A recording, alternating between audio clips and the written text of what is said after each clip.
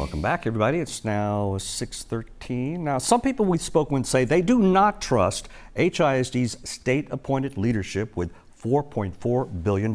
Yeah, the district's bond request on the November election ballot is the first decision HISD's unelected and state-appointed board of managers are sending to Houston voters. A viewer asked the KHOU 11 Verify team to find out what can and cannot be done with school bond money. Rekha Mudaraj verifies.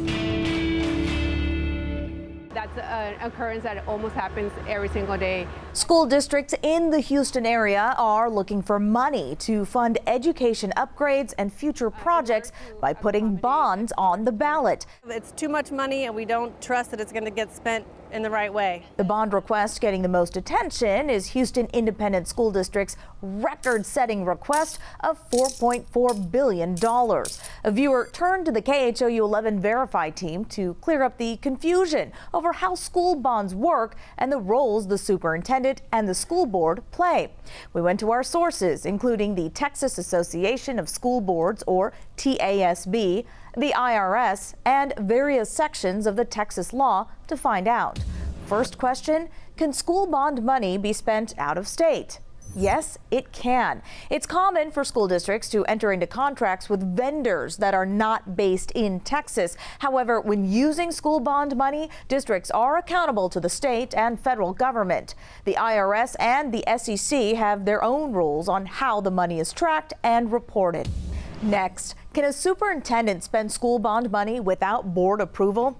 Yes, this is true, but there are some limitations. Deals using the bond funds must comply with state law and local policies. According to the TASB, each board delegates a certain amount of purchasing discretion to its superintendent, as stated in local policy. And finally, if the HISD bond is approved, can the HISD Board of Managers change how the money is spent?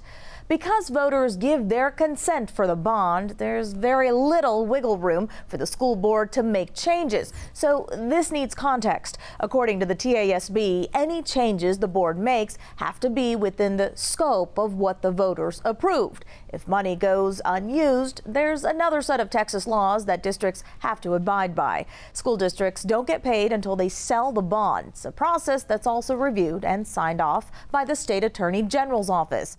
When it comes to paying back the money, districts have between 3 and 40 years to pay off their debt. With your Verify, I'm Rekha Mudaraj. All right, thank you, Rekha. It's now 6:50.